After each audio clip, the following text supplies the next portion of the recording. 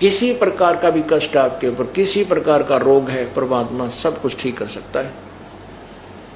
चाहे आप पर किसी प्रकार की आपत्ति है, किसी प्रकार का काम बिगड़ा पड़ा आपका, तुरंत ठीक करेगा। ये परमात्मा के गुणों में लिखा है। और ये अज्ञानी ऋषि महर्षियों ने अपनी दंत कथा बनाकर लोगों को भ्रमित कर दिया कि भगवान ऐसा नहीं कर सकता। भगवान नरसिम्हा, नरसिंह जी जो सेठ था, उसकी हुंडी यानी उसका ड्राफ्ट कैश भगवान ने आके नहीं किया। ये झूठ बोलते हैं, ये सब बनावटी बातें हैं, बकवादे हैं, ऐसा कुछ नहीं हो सकता। तो ये भोले व्यक्तियों ने ये सोचा भी महर्षि जी और गुरु जी ये बता रहे सत्य होगी, तो उस अज्ञान सिद्धांत के आधार पर ये जनता नास्तिक होने लगेगी, गोटी सूटी लाने लग गए या भक्ति से विमुख हो गए और लाभ कोई मिला को नहीं।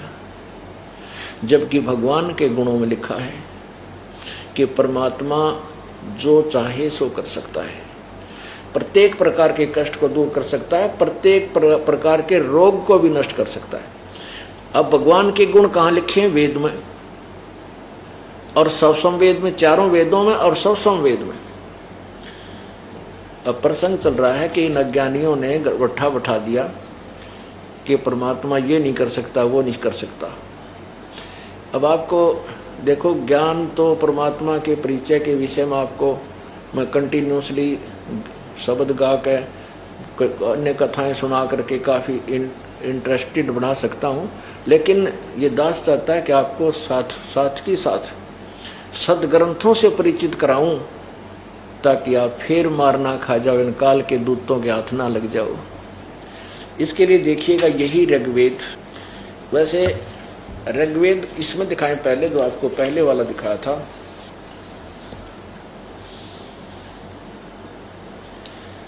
अब ये वही है, प्रकाशक है सार्वजनिक कार्य प्रतिनिधि सभा, महर्षि दान भवन, रामलीला मैदान, नई दिल्ली। इसमें चलिएगा सूक्त नंबर 10, मंडल नंबर 10, सूक्त 161, मंडल 10 और 161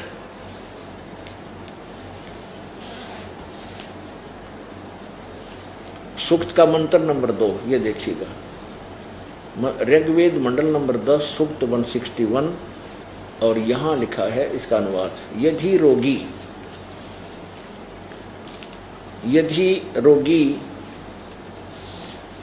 नष्ट जीवन शक्ति वाला हो गया है, यदि अथवा सीमा से परे चला गया है, यदि मृत्यु के समीप पहुंच गया ही है, तो भी उस रोगी को, ये भी मैं वेद घसोड़ दिया। अब ये वेद कोई दवाइयाँ की किताब को ना, ये भगवान के विषय में जानकारी है। ये जो है आयुर्वेद की नहीं है, ये आयुर्वेद नहीं है, ये ऋग्वेद है, भगवान के विषय में जानकारी। आयुर्वेद में जड़ी बूटियाँ की लिखी है, लेकिन इसमें तो भगवान की ही महिमा गाई गई है। भगवान ऐसा कर सकता है, भगवान ऐसा कर सकता है। इन्होंने ऊट पटांग करके महर्षि दानंद वाली सोच के भगवान रोग राग नहीं काट सकता, दानंद ने यह छुरी ठोक रखी इनके अंदर, भगवान कुछ नहीं कर सकता। जब भगवान ऐसा अपंग है तो कि गाड़ांगे उस भगवान नाम कौन तलाश करेगा उसकी, जब कुछ करे नहीं सकता। तो इन्होंने इसलिए यहाँ लिख दिया मैं वैद। अब पढ़ने वाले ने सोचना कि वैद के बारे में लिख रखा, वैद तो रोग काटे दे भाई, ठीक है, हाँ ऐसे ही है। अब और दिखाऊंगा, प्रमाण दूंगा आपको, और भी महापुरुषों ने जो महर्षि दानंद के ही अनुयायी है उन्होंने ठीक अनुवाद किया है।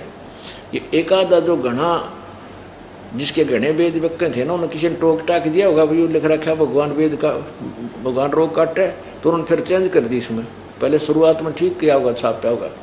अब देखो, उस रोगी को मैं वैद कष्टप्रद, ये वैद नहीं है, उसको मैं यानी भगवान कष्टप्रद रोग के पंजे से छुड़ा लाता हूँ, और 100 शरद ऋतुओं तक यानी 100 वर्ष, 100 शरद ऋतु माने 100 वर्ष तक जीने के लिए इसको बलयुक्त करता हूँ।